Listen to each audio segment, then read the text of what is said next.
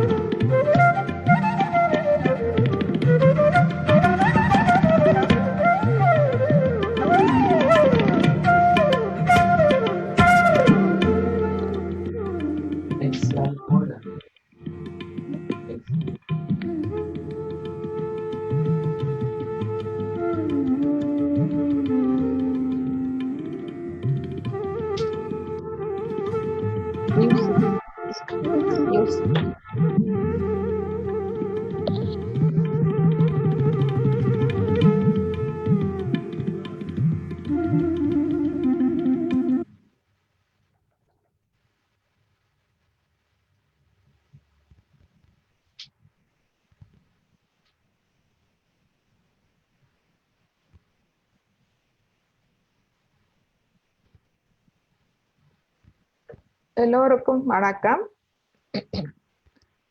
இன்று நாங்கள் தியானத்தை ஆரம்பிப்போம். தியானம் ஆரம்பிக்க முதல் நாங்கள் எமது மனம், உடல் இரண்டையும் இலகுவாக வைத்து நாங்கள் மூச்சை உள்ளிழுத்து எங்களுக்கு முடியுமான வரை உள் வைத்து வெளிவிடுவோம். இதை ஒரு 2-3 தடவை செய்யலாம்.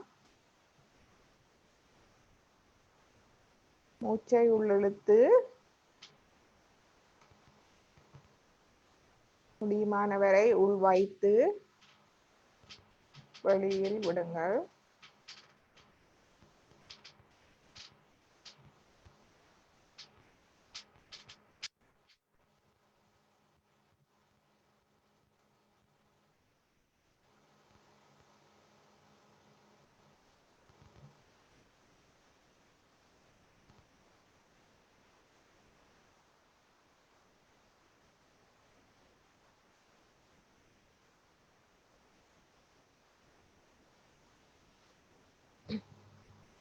இன்று புதிதாக யாரும் இணைந்திருந்தால் நீங்கள் நாங்கள் சொல்வது போல் இப்பொழுது நீங்கள் செய்யலாம். பிறகு உங்களுக்கு கூடிய விளக்கம் தரப்படும். அல்லது கடந்த கால வீடியோக்களையும் நீங்கள் பார்க்கலாம். கடந்த வீடியோக்களையும்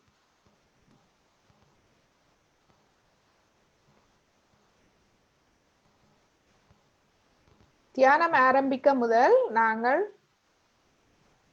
குண்டலினி எழுப்பி கவசம் போடுவோம்.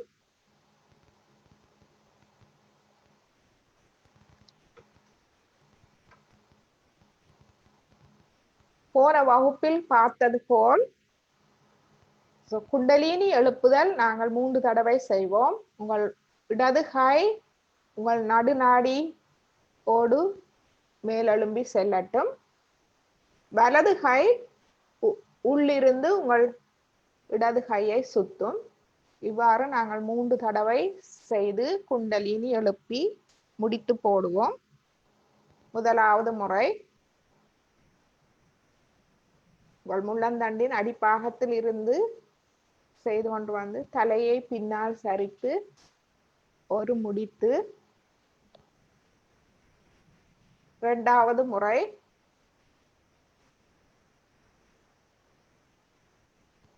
இது இரண்டாவது முடித்து. மூன்றாவது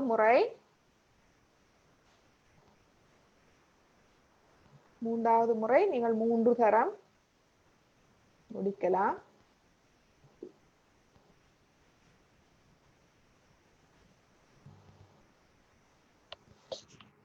பிறகு கவசம் இடுதல். உங்கள் இடக்கையை மடி மீது திறந்து வையுங்கள். வலக்கை உங்கள் இடது கை பக்கத்துக்கு இடப்பக்கமாக போய் இடுப்பு வரை, இடுப்பிலிருந்து நீங்கள் ஒரு வானவில் மாதிரி மேலே கொண்டு வாருங்கள். திரும்ப நீங்கள் கொண்டு போங்கள். அது 1. இவ்வாறு நாங்கள் 7 தடவை செய்வோம். 2 3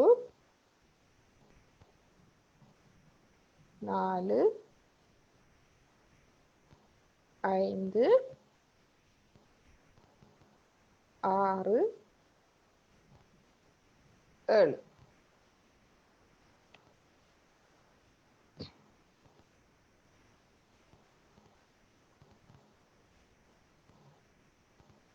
எங்கள் கண்களை மூடி எங்கள் கவனத்தை எங்கள் தலை உச்சியில் எங்கள் கவனத்தை வைப்போம். தலை உச்சியில் தான் எமது 7வது சக்கரம் சகஸ்ராரம் உள்ளது. எங்கள் தியானத்தில் எங்கள் கவனம் எப்பொழுதும் சகஸ்ரார சக்கரத்தில் இருக்க வேண்டும்.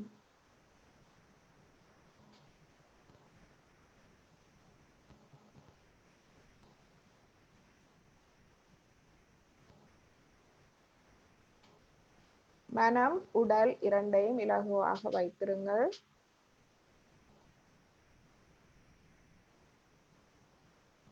இன்று நாங்கள் எங்கள் வலது கையை எங்கள் இடது இருதயத்தில் வைப்போம். இடது இருதயத்தில் வைத்து இதில் நாங்கள் சொல்வோம்: அன்னை குண்டலினி, அன்னையே, நான் ஒரு தூய ஆன்மா. அன்னையே, நான் ஒரு தூய ஆன்மா.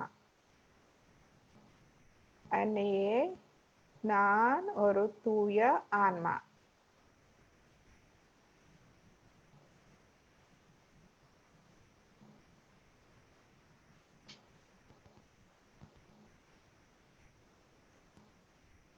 அன்னையே, எனது ஆன்மாவை ஒளியூட்டுங்கள். அன்னையே, எனது ஆன்மாவை ஒளியூட்டுங்கள்.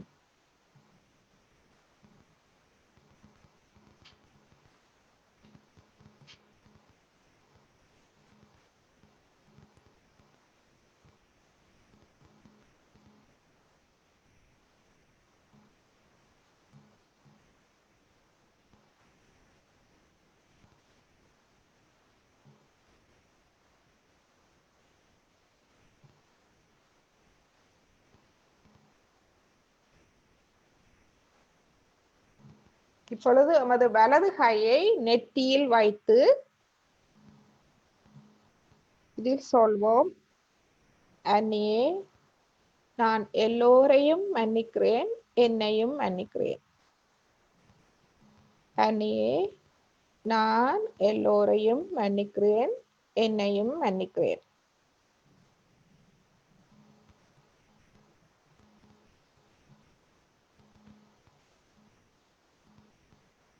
கவனம் தலை உச்சியில் இருக்கட்டும்.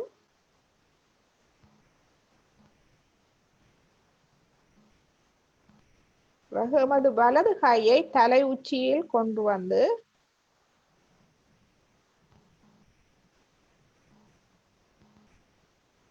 நீங்கள் விரும்பினால் ஒரு அழுத்தம் கொடுத்து ஒரு மசாஜ் செய்யலாம். அன்னியே எனது ஆன்மாவை வெளிப்படைய செய்யுங்கள். அன்னியே எனக்கு ஆன்ம விழிப்புணர்வு, என்னை நான் உணரும் ஆற்றலை தாருங்கள்.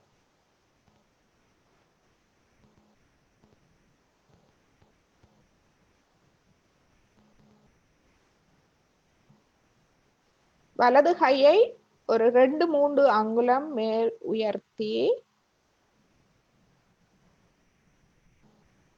உங்கள் கவனத்தை தலை உச்சியிலும் உங்கள் இரு கைகளின் உள்ள கையில் வைத்திருங்கள். வைத்து என்ன நடைபெறுகிறது என்று நீங்கள் உங்களுக்குள் கவனித்துக் கொள்ளுங்கள்.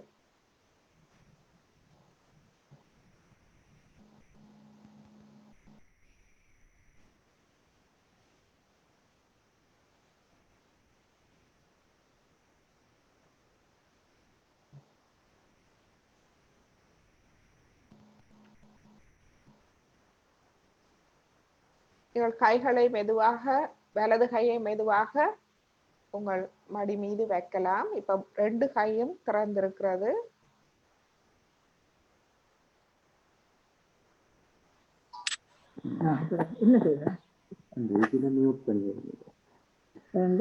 எண்ணங்கள் வருமாயின்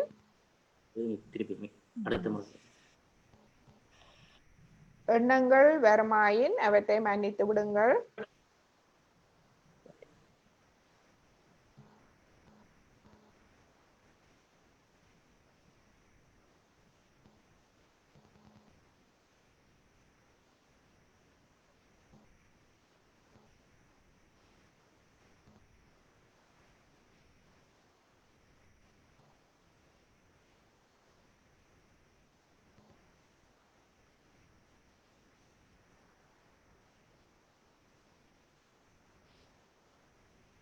நல்லது. இப்பொழுது நாங்கள் போன வகுப்பில் நாங்கள் பார்த்தது போல் எமது இடது நாடி வலது நாடியை சுத்திகரிப்போம், சமநிலைக்கு கொண்டு வருவோம். இடது நாடி எமது இறந்த காலம், வலது நாடி எமது எதிர்காலம், மைய நாடி எமது நிகழ்காலம்.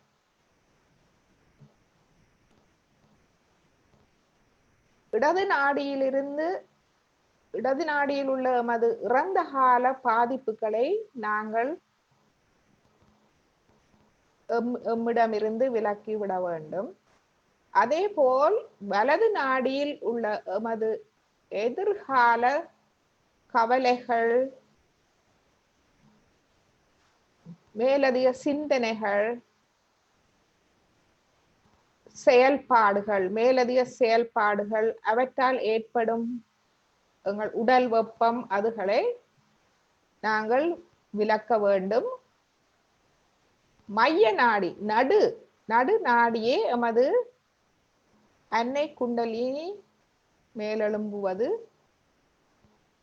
எமக்கு முன்னேற்றத்தை தருவது, எம்மை சமநிலையில், அமைதி நிலையில் வைத்திருப்பது.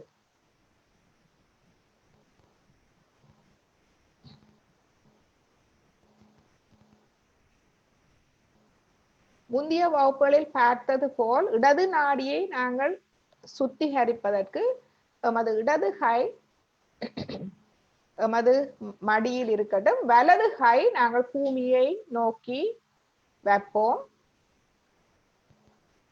வைத்து நாங்கள் இதில் கேட்போம் அன்னை குண்டலினியை, அன்னியே எனது இடது நாடியை சமநிலைப்படுத்துங்கள். இடது நாடியில் உள்ள தாக்கங்கள் என்பவற்றை அகற்றி என்னை சமநிலைப்படுத்துங்கள்.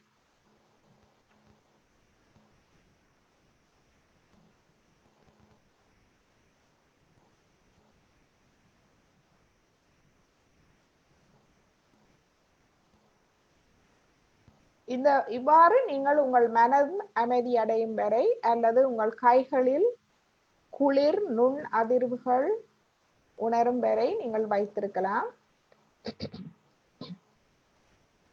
இனி வலது நாடியை சமநிலைப்படுத்துவதற்கு உங்களது வலது கை உங்கள் மடி மீது வைத்து இடது கை ஆகாயம் நோக்கி இருக்கட்டும்.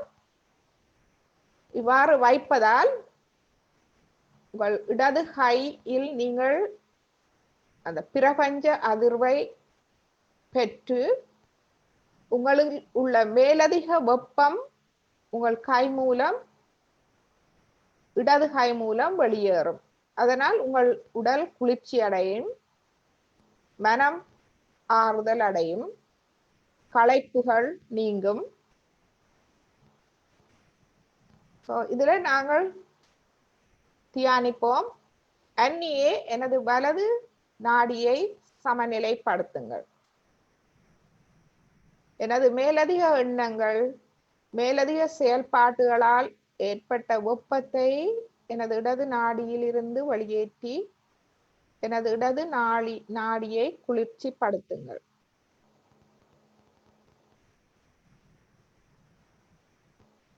எனது மனதை சிந்தனைகள் இல்லாது அமைதிப்படுத்துங்கள்.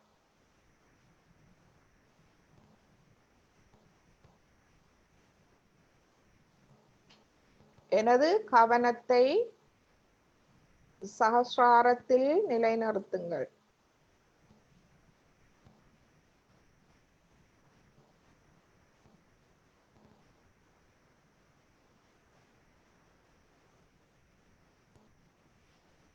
நல்லது. இப்பொழுது இரு கைகளையும் உங்கள் மடி மீது வைத்து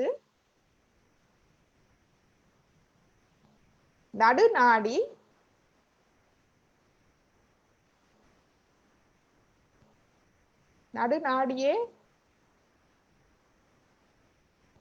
எமது முன்னேற்றத்துக்கு காரணமானது. எம்மை நிகழ்காலத்தில் வைத்திருப்பது, எம்மை ஒரு சிந்தனை அற்ற விழிப்பு நிலையில் வைத்திருப்பது. இங்கு நாங்கள் கேட்போம், அன்னியே என் கவனத்தை தலை உச்சியில் சகஸ்ரார மையத்தில் நிலைநிறுத்தி என்னை சிந்தனையற்ற விழிப்பு நிலைக்கு, தியான நிலைக்கு என்னை இட்டு செல்லுங்கள்.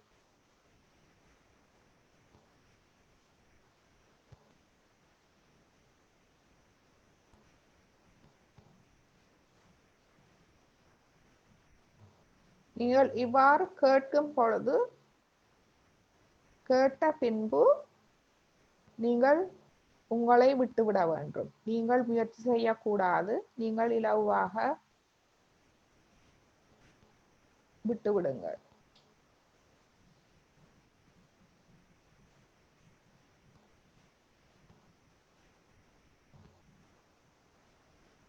எங்கள் வலது கையை தலை உச்சியில் ஒரு 2-3 அங்குலம் மேல் உயர்த்தி நாங்கள் தலை உச்சியில் இருந்து ஒரு குளிர் மென் அதிர்வுகள் வெளிப்படுகிறதா அல்லது சூடாக வெளிப்படுகிறதா என்று பார்க்கலாம். இரண்டும் உங்கள் குண்டலினி சக்தியின் வெளிப்பாட்டை காட்டுவது.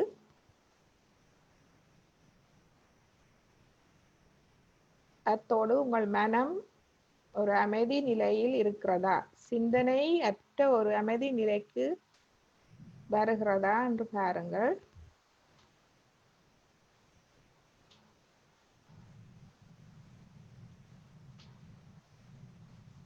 நல்லது. இந்த சமநிலைப்படுத்தல் நாங்கள் இதை இன்னும் மேலதிகமாக ஒரு ஆழ்ந்த நிலைக்கு நாங்கள் போவதற்கு நாங்கள் இசை ஒலியை பயன்படுத்தலாம். இந்த ஒலி ஓம். எல்லோருக்கும் அந்த ஒலியை பற்றி தெரியும். ஓம். இந்த ஒலி ஒரு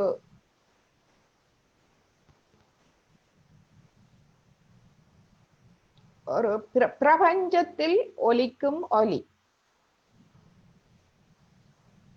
இந்த ஒலி 3 சத்தங்களை கொன்றது. ஆ ஆ என்ற ஒலி எமது இடது நாடியை ஒளியூட்டும்.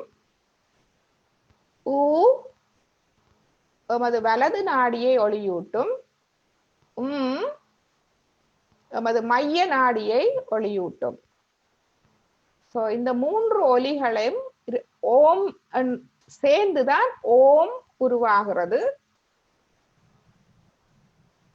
ஆ அகரம் என்று சொல்லுவோம். ஊ உகரம். மகரம். நாங்கள் இப்பொழுது ஒரு 3 நிமிட வீடியோ, அந்த வீடியோவில் இந்த ஒலிகள் இசையுடன் போகும். ஆ இடது நாடி. அந்த நேரம் நீங்கள் உங்கள் இடது நாடியை சுத்தப்படுத்துங்கள். உங்களோட இடது கை மடியிலும் வலது கை பூமியை நோக்கியே வைத்திருங்கள். ஊ வரும்போது உங்கள் வலது நாடியை சுத்தப்படுத்துங்கள். வலது கை உங்கள் மடியிலும் இடது கை பூமியை நோக்கியும் வையுங்கள். ஒலி இசைக்கப்படும் போது உங்கள் 2 கையையும் மடியில் வைத்து உங்கள் மைய நாடியை ஒளியூட்ட விடுங்கள். இந்த செயல்பாடுகள் நேரம் உங்கள் கவனம் மிகவும் முக்கியம். உங்கள் சஹஸ்ராரம் தலை உச்சியில் இருக்கட்டும்.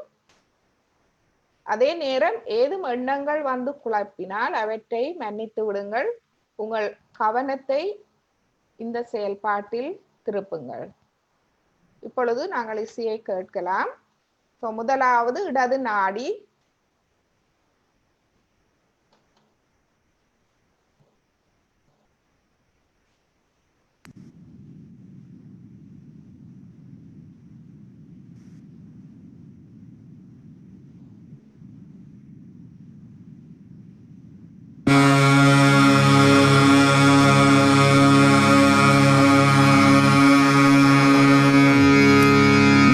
Sing a chord.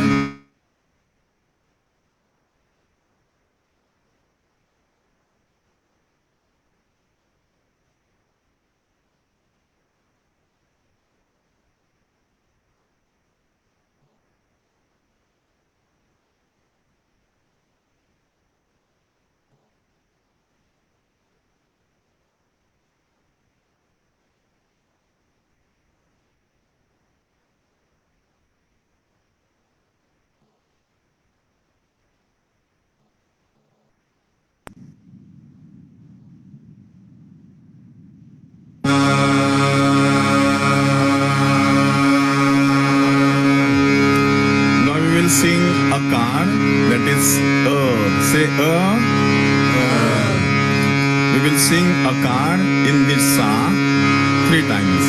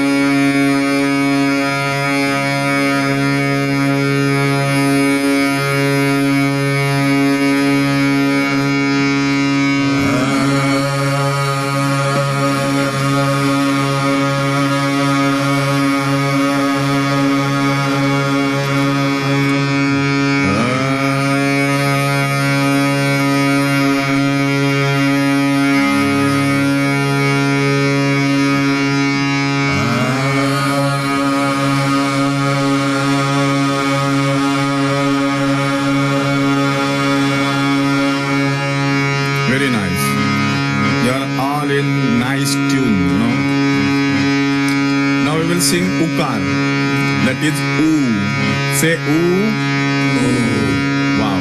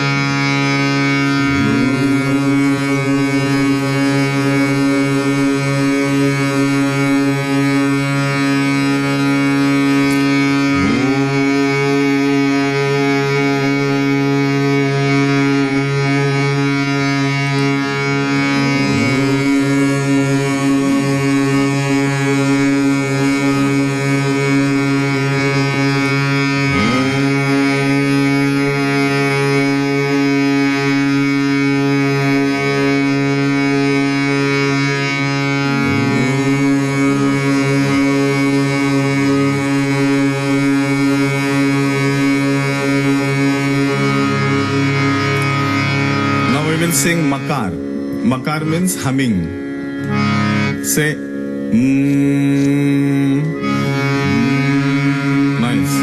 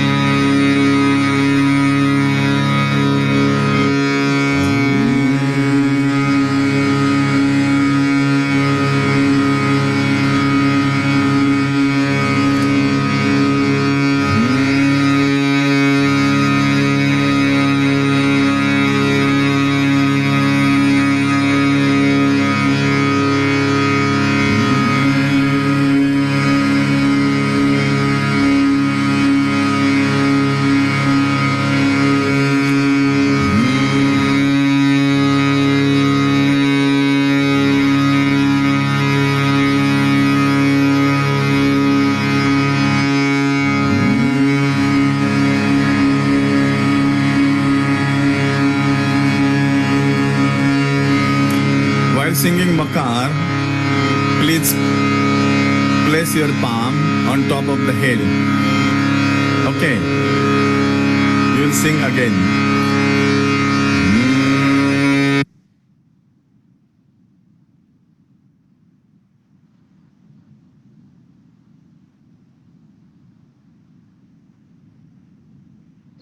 கண்களை மூடி கவனத்தை தலை உச்சியில் வைத்து ஒரு நிமிடம் தியானத்தில் இருப்போம். இந்த ஓம் என்ற ஒலி, இப்பொழுது இந்த 3 சத்தமும் சேர்ந்த ஒலியையும் நாங்கள் சொல்லலாம். ஓம்.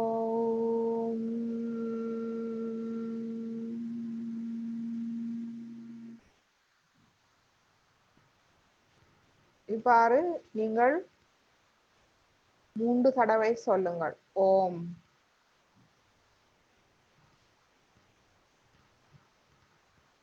ஓம்.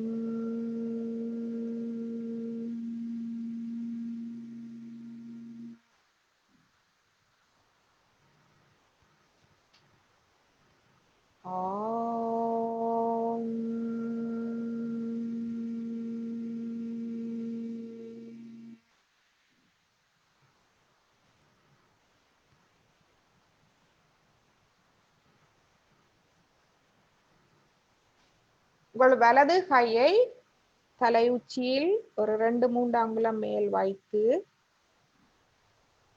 பாருங்கள், ஒரு குளிர் மென் அதிர்வு, குளிர் காற்று அல்லது சூடாக அல்லது ஒருவித உணர்வு உங்கள் தலை உச்சியில் கைகளில் நீங்கள் உணரலாம். அதோடு மிக முக்கியம், உங்கள் மனம் அமைதி அடைந்து உடல் மனம் இரண்டும் அமைதி அடைவதை நீங்கள் காணலாம்.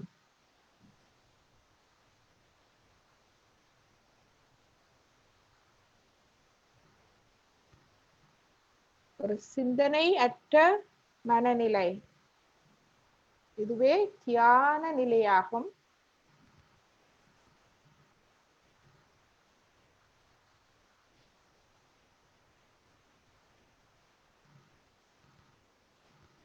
இப்பொழுது நாங்கள் எமது குருவும் அன்னையும் ஆன ஸ்ரீ மாதாஜி நிர்மலா தேவி அவர்களின் உரை ஓம் என்ற ஒலியை அவர்கள் விளங்கப்படுத்துகிறார்கள் இந்த வீடியோவில். அதை நாங்கள் பார்ப்போம். அன்னை 3000க்கு மேற்பட்ட உரைகள் ஆற்றியுள்ளார். அவையெல்லாம் வீடியோவாக பதிவு செய்யப்பட்டுள்ளது. இந்த வீடியோக்கள் அனைத்தும் எமக்கு இலவசமாக கிடைக்கும். இந்த ஆன்ம அறிவு, ஆன்ம ஞானம் இலவசம். ஏனென்றால் அன்னை சொல்கிறார், இந்த ஆன்ம ஞானம் ஒவ்வொருவருக்கு உள்ளும் புதைந்து கிடக்கிறது. அந்த பொக்கிஷத்தை நாங்களாகவே அடைய வேண்டும். நாங்களாகவே அதை எங்கள் அனுபவம் மூலமாக நாங்கள் பெற வேண்டும். அதுவே அந்த அறிவே உறுதியான ஞானம். மற்றவர்களை கேட்டு நாங்கள் மற்றவர்களை பின்பற்ற தேவையில்லை. எமக்கு நாமே குரு. அந்த இதை நாங்கள் எமக்குள் விழிப்படைய செய்தால் நாமே இந்த ஞானங்களை எல்லாம் எமக்குள்ளேயே ஒவ்வொரு நாளும் கொஞ்சம் கொஞ்சமாக பெற்றுக்கொள்ளலாம். அதனால் இதற்கு இந்த ஆத்ம ஞானத்தை நாங்கள் விற்க முடியாது. இது விலை மதிப்பற்றது. இதற்கு நாங்கள் பணம் செலுத்த தேவையில்லை. இப்பொழுது அன்னை ஓம் என்னும் ஒலியை பற்றி விளக்க தருவதை நாங்கள் காண்போம். இதில் தமிழில் சப்டைட்டில் இருக்கிறது. ஸோ அதை நீங்கள் ஆங்கிலம் விளங்கவில்லை என்றால் நீங்கள் சப்டைட்டிலையும் பார்க்கலாம். இது ஒரு 10 நிமிட வீடியோ காணொளி.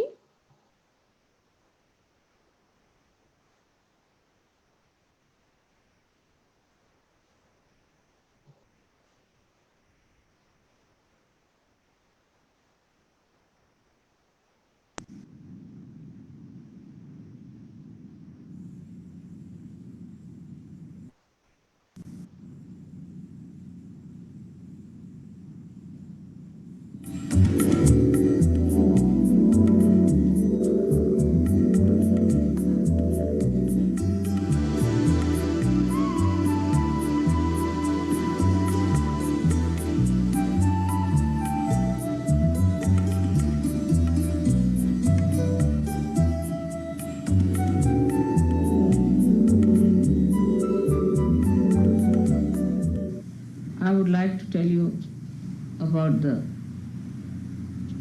great word called Om, what it is, what it represents, and how it came into being.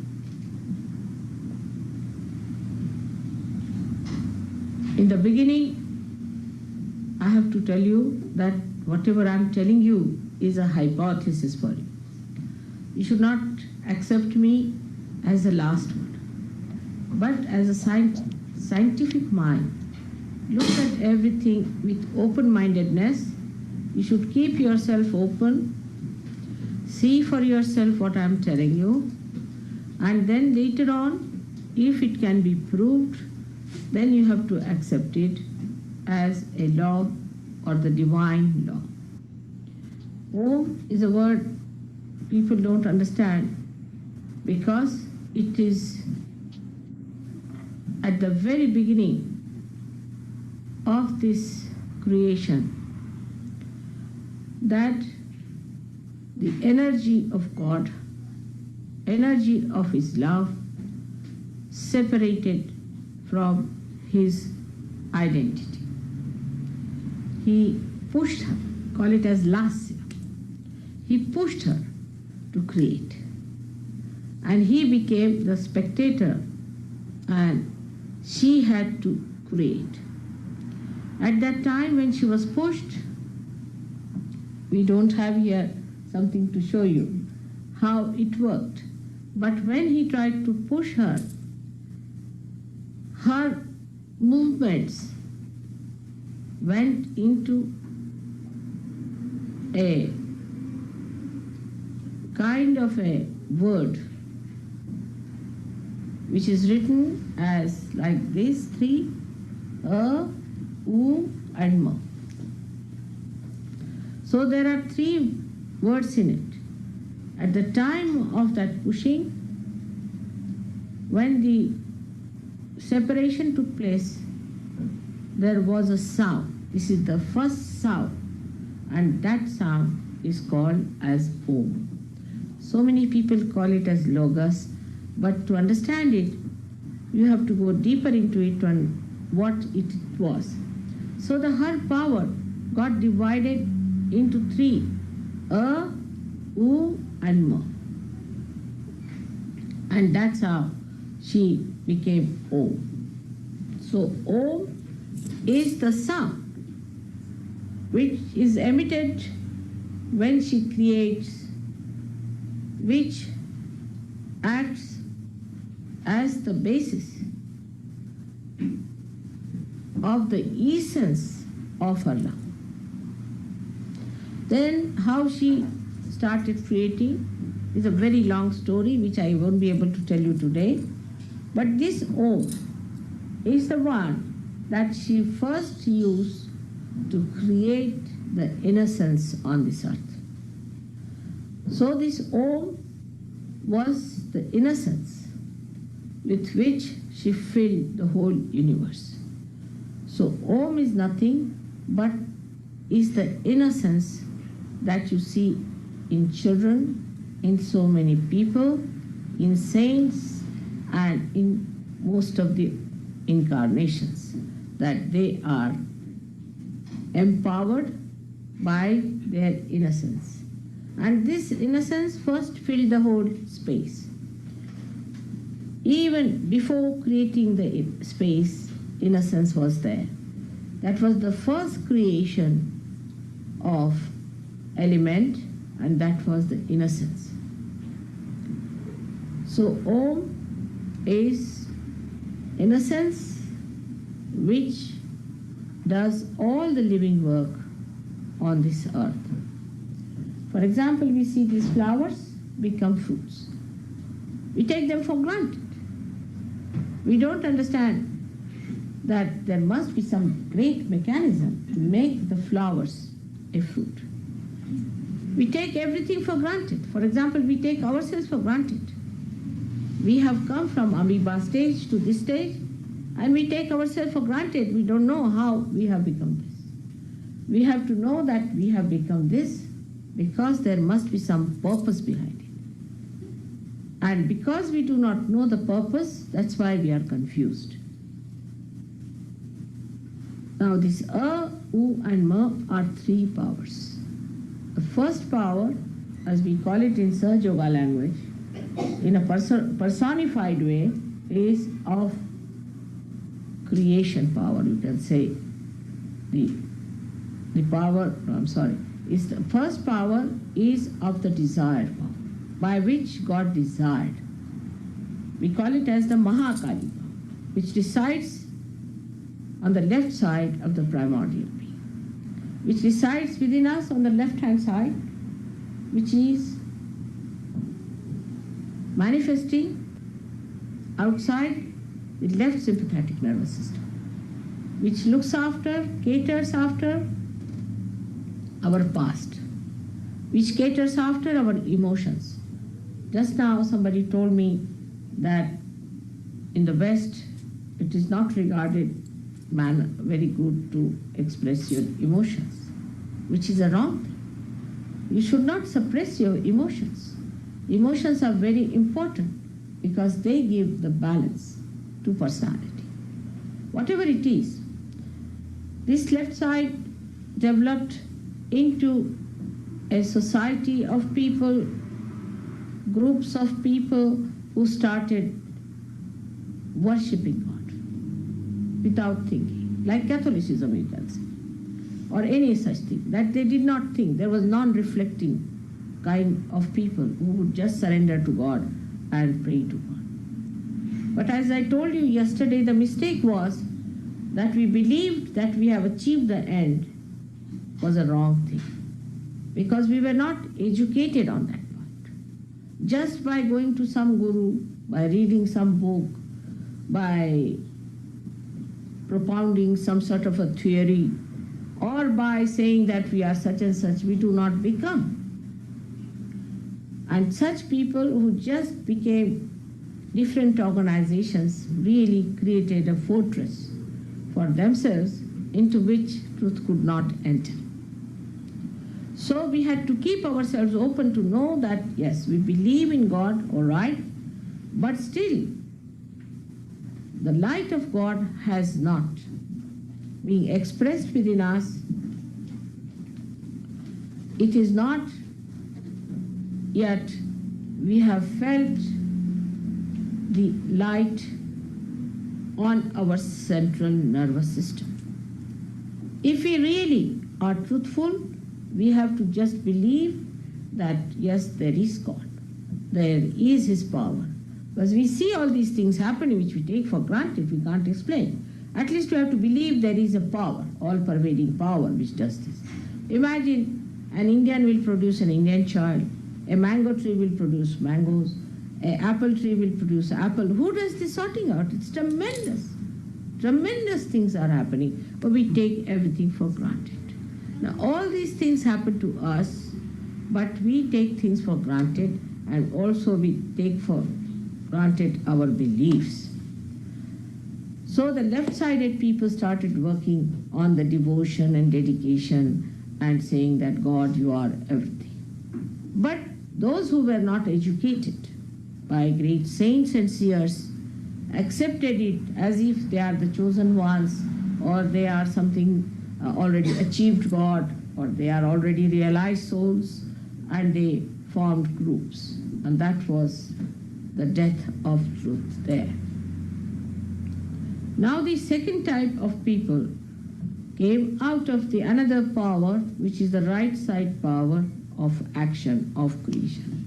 Out of this power, the whole creation took place, of all the sun, the moon, the stars, and all constellations, and all the 14 universes were created out of this power, which is the right-sided, called as Mahasaraswati. This power started working among people, and they thought that as this power has created all the elements, we should try to go to the essence of the element and try to invoke it. So the invocation of the element started by another group of people. The group of people that started this were doing yajnas. You see, they used to invoke the fire and say the mantra of Yom, of the Nirakara, is the formless, and they tried to do many things of this kind just to invoke the element. So the second group of people started doing this. Now, invoking the element has resulted into today's knowledge of science, because once you go into the essence of the matter or the elements, you can harness it and you can find out how to use it. There's another method also by which you can harness it. If you become really the spirit, you can manage that also. But at the rational level and the human level, they achieve the science. But science is still a blind lane. And not only that, but it has a linear movement by which we have developed horrible things like atom bombs and all these modern things which are shattering our confidence. So the second group of people were searching in this. There was a third group of people who came out of the third power of Mahalakshmi, who were the people who were just trying to see the spirit evolve themselves. And the third type of people were the ones who went into the forest and lived there. Thank God, India is such a country that you can live under a tree. You don't have to wear a coat and hat when you have to go out of the house, spend about 15 minutes dressing up yourself to protect. So this place, India, is a place where you can live in a forest, you don't need much, you can eat fruits, and you can be happy there. So the attention of people did not move outside as it moved in the West. They were not bothered as to get protection for themselves, make the houses, or to then get the cars and all those things which are needed for human comfort. I mean, it went to the other extreme of comfort. But in India, when this meditation took place, these great seers worked it out in such a way to find out what is the method of evolution. You'll be surprised, 14 years back, we have a poet called Markandeya who has described the evolutionary process in human beings. He has described it clearly, how the Kundalini rises, how she gives you the moksha, the realization.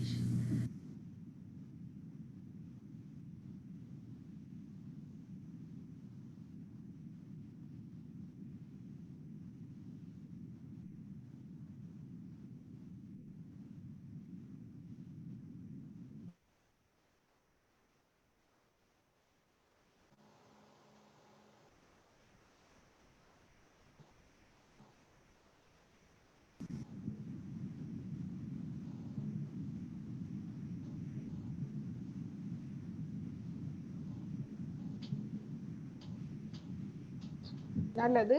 நாங்கள் சிறிது நேரம் தியானத்தில் இருப்போம். தியானத்தில் இருக்கும்போது உங்கள் கவனம் தலை கீழ் சஹஸ்ரார சக்தி மையத்தில் இருக்கட்டும்.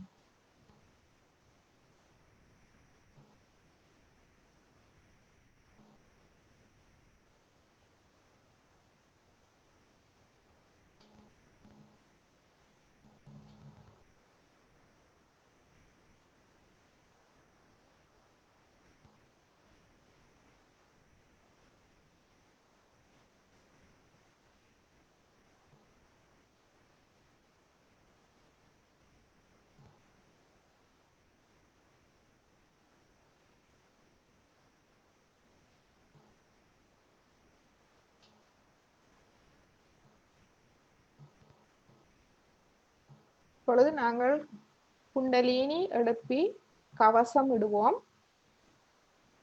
3 தடவை குண்டலினியை எழுப்பி கவசம் போடுவோம்.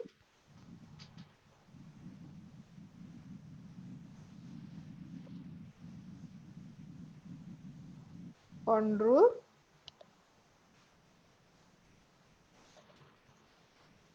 2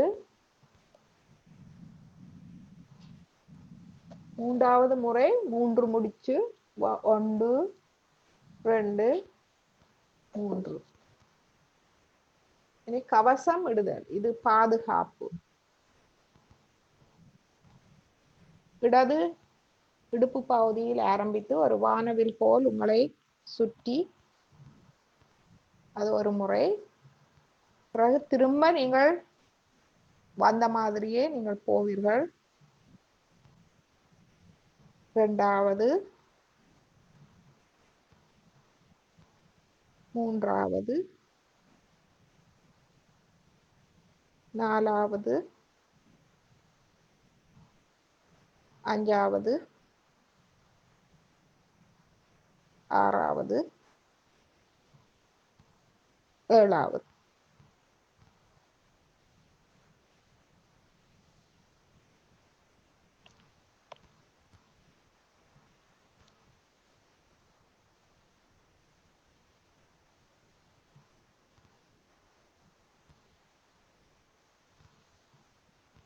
இன்று நாங்கள் இன்னும் ஒரு சுத்திகரிப்பு முறை பார்ப்போம். உங்களை விளங்கப்படுத்துகிறேன், நீங்கள் வீடுகளில் செய்து பார்க்கலாம்.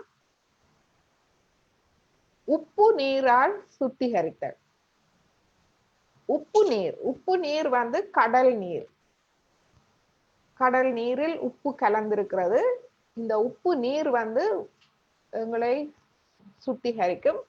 ஸோ கடலுக்கு அருகாமையில் இருப்பவர்கள் கடற்கரையில் போய் நீங்கள் உங்கள் கால்களை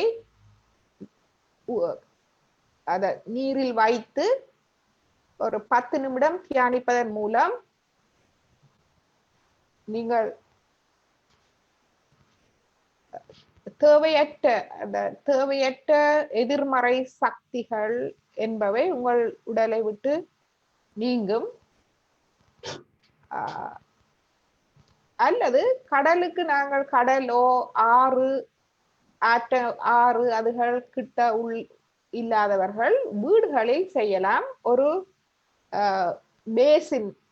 பேசினை நீங்கள் எடுத்து அந்த பேசினுக்குள்ள நீங்கள் ஒரு தண்ணியை நிரப்பி உங்கள் கணுக்கால் மறையும் வரை இருக்கும் அளவுக்கு நீங்கள் தண்ணியை எடுக்க வேண்டும்.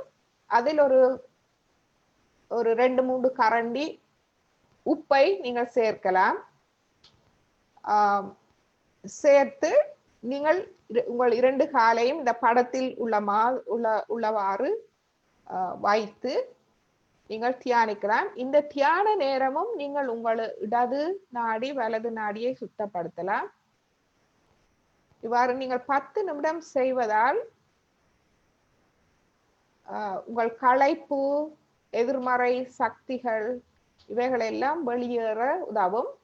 இவ்வாறு நீங்கள் செய்த பிறகு நீங்கள்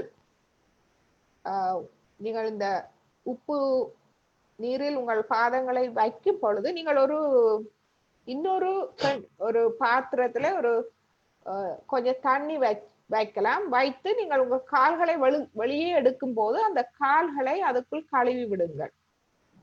அந்த அழுக்கு நீரை அதுக்குள்ளேயே கழுவி போட்டு அந்த தண்ணியை நீங்கள் கழிவறையில் ஊற்றி விடலாம்.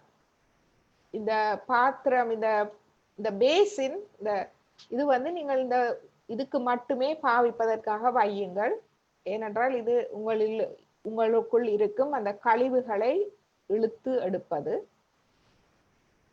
இந்த மாதிரியான சுத்திகரிப்பு முறை மிகவும் பயனுள்ளது. இப்பொழுது மருத்துவர்கள் கூட இதை அறிமுகப்படுத்துகிறார்கள். இந்த சகஜ யோகா தியான முறை இதில் உள்ள ஒவ்வொரு சுத்திகரிப்பு முறைகள் எல்லாம் டாக்டர்ஸால அறிமுகப்படுத்தப்பட்டு இதுல நிறைய ஆராய்ச்சிகள் செய்து முடிவுகள் வெளிவந்திருக்கிறது. இது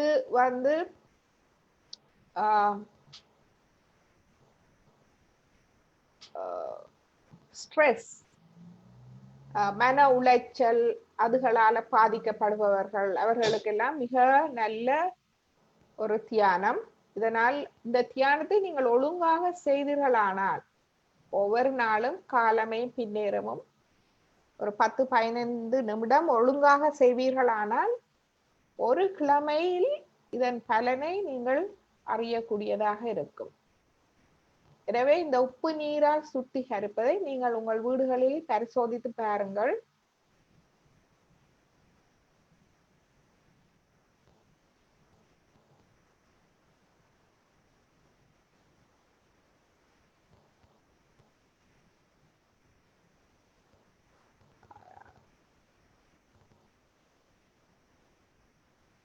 மற்றது உங்களுக்கு ஏதும் கேள்விகள் அல்லது மேலதிகமாக நீங்கள் அறிய விரும்பினால் எங்களை நீங்கள் தொடர்பு கொள்ளலாம். உங்களுடைய தொடர்புகளையும் தாருங்கள். உங்களுடைய இமெயில் அல்லது வாட்ஸ்அப் அல்லது வைபர் நம்பர் தந்தால் நாங்கள் உங்களை தொடர்பு கொள்ளலாம். உங்களோட கமெண்ட் ஃபேஸ்புக் கமெண்ட்லையும் தரலாம். அதே நேரம் எங்களுடைய தொடர்பு நம்பரும் இதில் இருக்கிறது, இமெயிலும் நம்பரும்.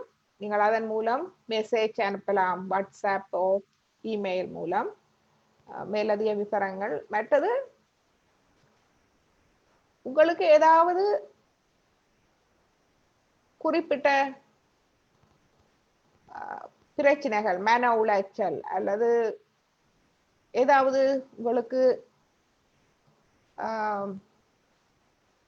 சமநிலை அற்ற நிலை இருக்குமாயின் நீங்கள் எங்களுக்கு எழுதலாம். நாங்கள் அதற்கேற்ற சுத்திகரிப்பு முறைகள், தியான முறைகளை நாங்கள் உங்களுக்கு சொல்லுவோம். மிக்க நல்லது, நன்றி. மீண்டும் உங்களை அடுத்த வகுப்பில் சந்திக்கிறோம்.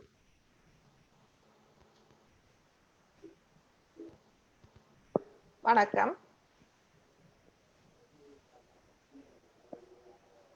நாங்கள் ஒரு 5 நிமிடம் தியானம் போடுகிறோம். நீங்கள் அந்த தியானத்தை கேட்டு 5 நிமிடம் இதை தொடரலாம்.